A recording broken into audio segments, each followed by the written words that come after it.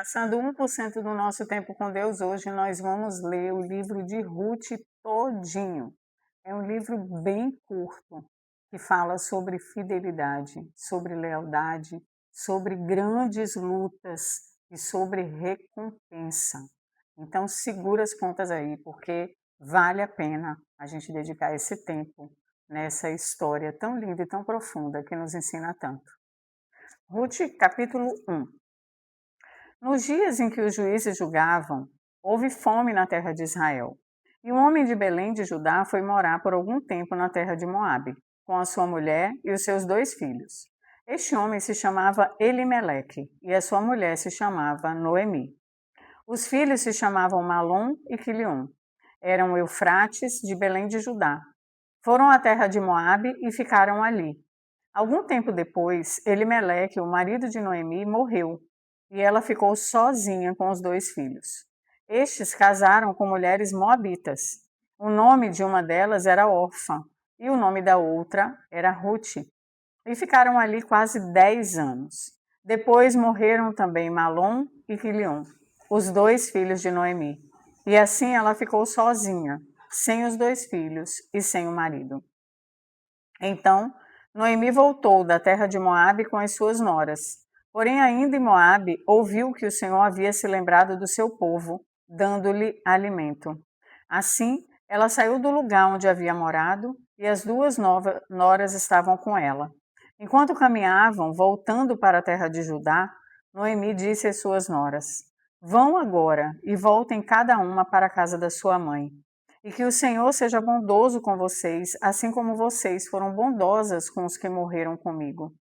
O Senhor faça com que vocês sejam felizes, cada uma na casa do seu novo marido. E dê um beijo em cada uma delas.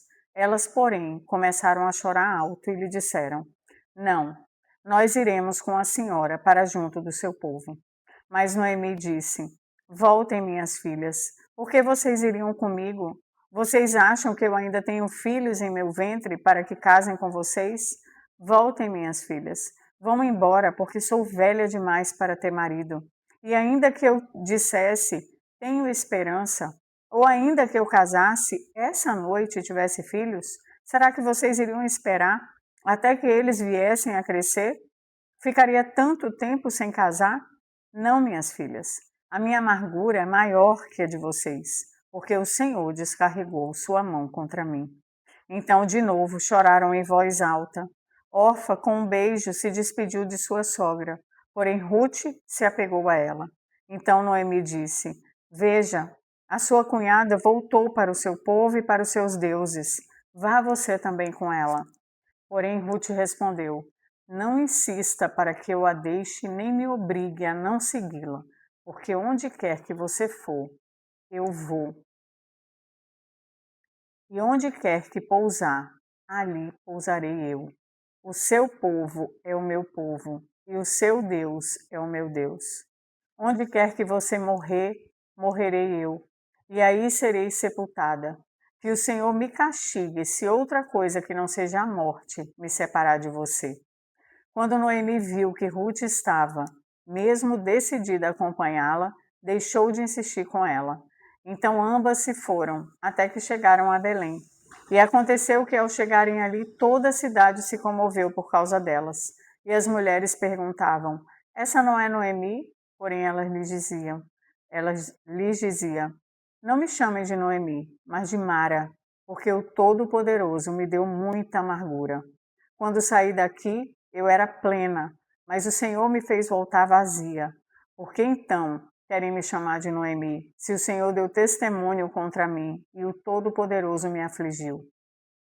Foi assim que Noemi voltou da terra de Moabe com Ruth, sua nora, a moabita, e chegaram a Belém no começo da colheita da cevada.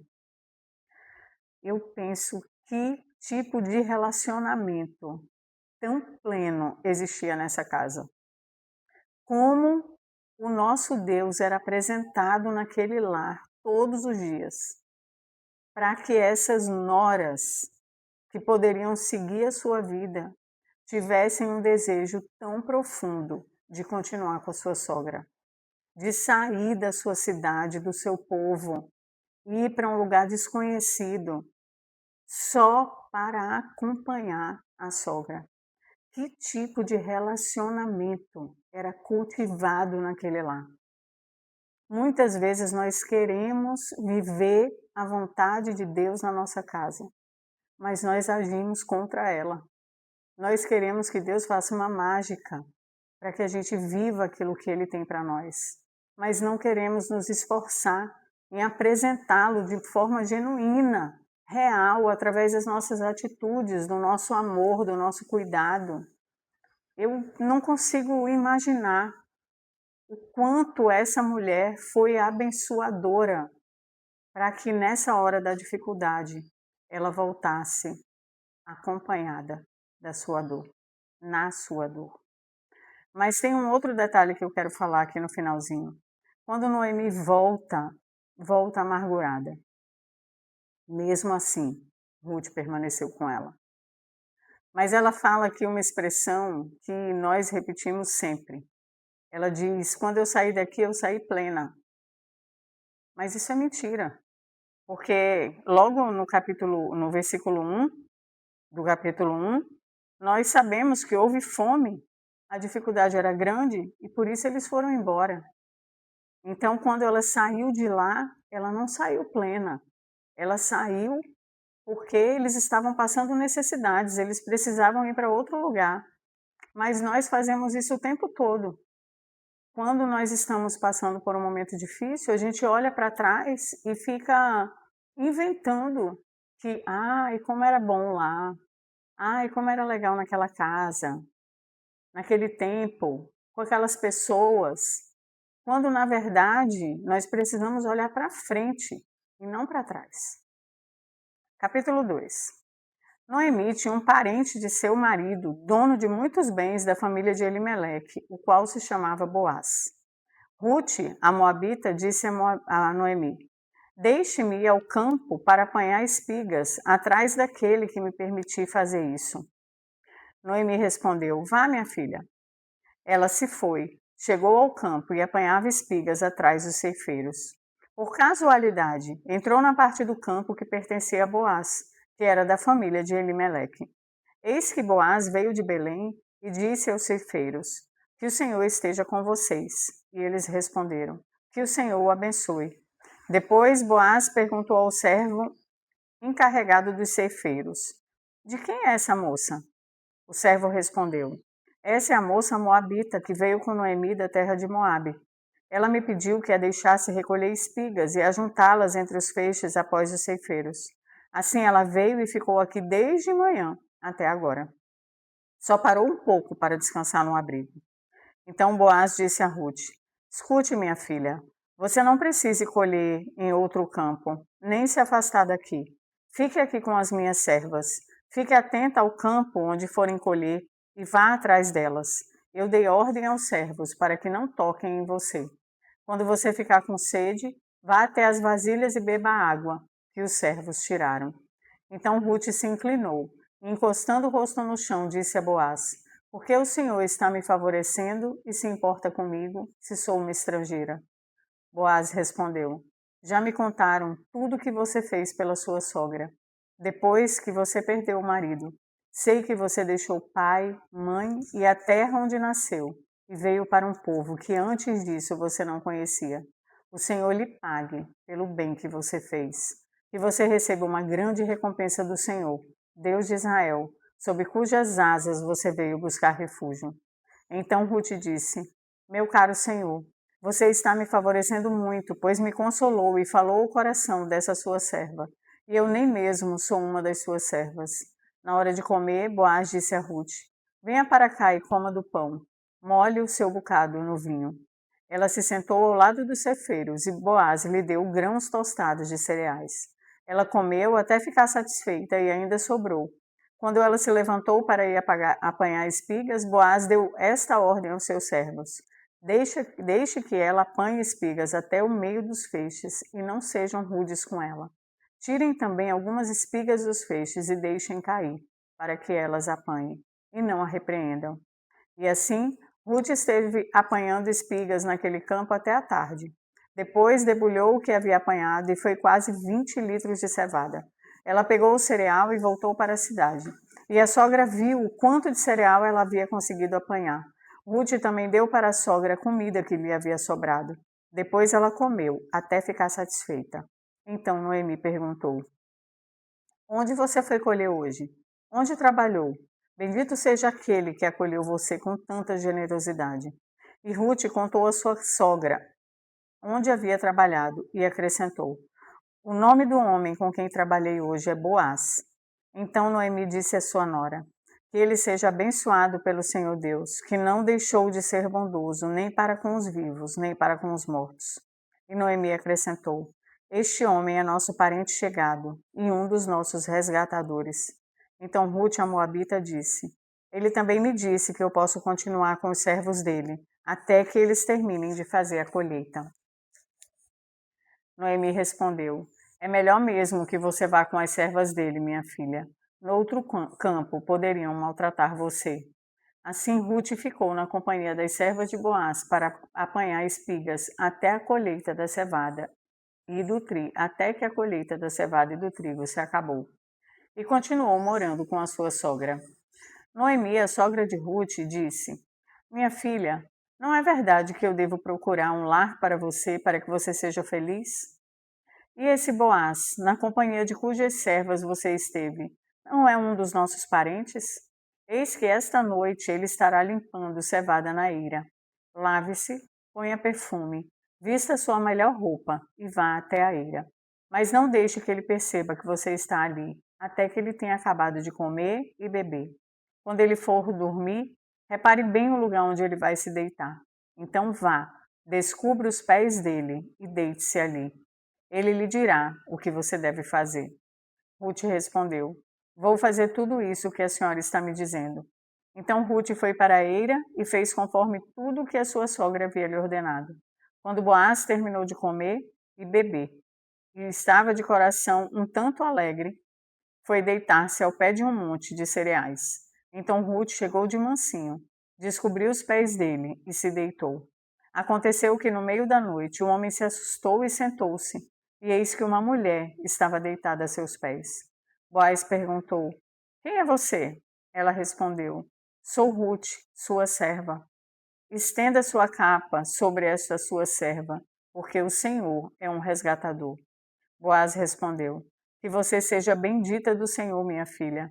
Você se mostrou mais bondosa agora do que no passado, pois não foi procurar um homem mais jovem, fosse rico ou fosse pobre. E agora, minha filha, não tenha medo. Tudo que você falou eu vou fazer, porque todo o povo da cidade sabe que você é uma mulher virtuosa. Sim, é verdade que sou resgatador, mas ainda há outro resgatador que é parente mais chegado do que eu. Fique aqui esta noite, pela manhã. Se ele quiser resgatar você, muito bem, ele que o faça. Mas se ele não quiser, eu o farei, tão certo como vive o Senhor. Deite-se aqui até de manhã. Ruth ficou deitada aos pés dele até de manhã, mas levantou-se enquanto ainda estava escuro, porque Boaz disse: Que ninguém saiba que uma mulher veio até a eira. Disse mais: Traga o manto que você está usando e segure-o. Ela o segurou. Ele o encheu com 6 medidas de cevada e o pôs sobre os ombros dela. Então ela voltou para a cidade. Quando chegou à casa de sua sogra, esta lhe perguntou: Como se passaram as coisas, minha filha? E Ruth lhe contou tudo o que aquele homem tinha feito por ela. E disse ainda: Ele me deu essas 6 medidas de cevada e me disse: Não volte para sua sogra sem nada. Então Noemi disse: Espere, minha filha, até que você saiba em que darão as coisas, porque aquele homem não descansará enquanto não resolver este caso, ainda hoje. Olha só como a amargura causa uma cegueira em nós. Como quando estamos com foco somente no problema, não conseguimos ver as possibilidades. Quando Noemi estava voltando, ela disse para as noras que não havia nada para elas. Não havia nada para elas se elas continuassem ali, que elas tinham que voltar para ter marido, mas na verdade a história nos conta que não havia só um resgatador, mas 2 resgatadores. Que se Orfa tivesse vindo também teria um resgatador para ela. Mas sabe o que eu acho mais incrível? É como Ruth se comporta. Aqui no verso 11, Boaz diz: já me contaram tudo o que você fez. Sei que você deixou pai e mãe, a terra onde nasceu, e veio para um povo que antes disso você não conhecia. O caráter que ela demonstrava, a pessoa que ela apresentava para os outros, como os outros a viam, mesmo numa posição tão humilde, tão desfavorecida. Como ela se apresenta de forma que encanta aqueles que estão à sua volta. Sem essa cobrança, ele já era resgatador. Isso significa que ele tinha obrigação com aquela família. Mas elas não usam desse recurso. Elas se apresentam com caráter, eu falo elas porque Noemi aqui está inclusa, com caráter, com honestidade, com cuidado, com humildade, para receber aquilo que já tinham direito. Capítulo 4. Boaz foi até o portão da cidade e sentou-se ali. Eis que o resgatador de que Boaz havia falado ia passando. Então ele o chamou. Ó fulano, chegue até aqui e sente-se. Ele foi e se sentou. Então Boaz chamou 10 homens dos anciãos da cidade e disse: sentem-se aqui. E eles se sentaram. Boaz disse ao resgatador: Noemi, que voltou da terra dos Moabitas, pôs à venda aquele pedaço de terra que foi de nosso parente Elimeleque. Então resolvi informá-lo disso e dizer a você: compre essas terras na presença dos que estão sentados aqui e na presença dos anciãos desse povo. Se você quer resgatá-las, faça isso. Se não, diga para que eu o saiba, porque não há outro que possa resgatá-las a não ser você, e depois de você, eu. Então ele respondeu: eu vou resgatar essas terras. Boaz, porém, lhe disse: no dia em que você receber essas terras da mão de Noemi, também terá que receber Ruth, a Moabita, já viúva, para perpetuar o nome do esposo falecido na herança dele. Então o resgatador disse: nesse caso, não poderei fazer o resgate, para não prejudicar a minha própria herança. Faça você uso desse meu direito, porque eu não poderei fazê-lo. Este era antigamente o costume em Israel, quanto a resgates e permutas. Quem queria confirmar um negócio, tirava a sandália do pé e entregava a outro. Era assim que se confirmava o negócio em Israel. Por isso, quando o resgatador disse a Boaz: faça você o resgate, tirou a sandália do pé. Então Boaz disse aos anciãos e a todo o povo: hoje vocês são testemunhas de que comprei de Noemi tudo o que pertencia a Elimeleque, a Quilion e a Malom. E também tomo por mulher Ruth, a Moabita, que foi esposa de Malom, para perpetuar o nome deste sobre a sua herança, para que este nome não seja exterminado entre seus irmãos, e do portão da sua cidade. Hoje vocês são testemunhas disso. Todo o povo que estava no portão e os anciãos disseram: somos testemunha. E disseram a Boaz: que o Senhor faça a esta mulher que está entrando na sua família, como fez a Raquel e Lia, que edificaram a casa de Israel. E que você, Boaz, seja um homem poderoso em Efrata, e que seu nome se torne famoso em Belém. Que com os filhos que o Senhor lhe der dessa jovem, a sua casa seja como a de Pérez, o filho de Tamar, o filho que Tamar deu a Judá. Assim, Boaz recebeu Ruth, e ela passou a ser sua mulher. Ele teve relações com ela, e o Senhor concedeu que ela ficasse grávida e tivesse um filho. Então as mulheres disseram a Noemi: bendito seja o Senhor, que não deixou hoje de lhe dar um neto, que será o seu resgatador. Que o nome dele venha a ser famoso em Israel. Nele você terá renovação da vida e consolo na velhice, pois a sua nora, que ama você, o deu à luz, e para você ela é melhor do que 7 filhos. Noemi pegou o menino no colo e passou a cuidar dele. As vizinhas lhe deram um nome, dizendo: nasceu um filho para Noemi, e o chamaram de Obed. Este veio a ser o pai de Jessé, pai de Davi. E essas são as gerações de Pérez. Pérez gerou Esrom. Esrom gerou Rão. Rão gerou Aminadab. Aminadab gerou Naasson. Naasson gerou Salmão.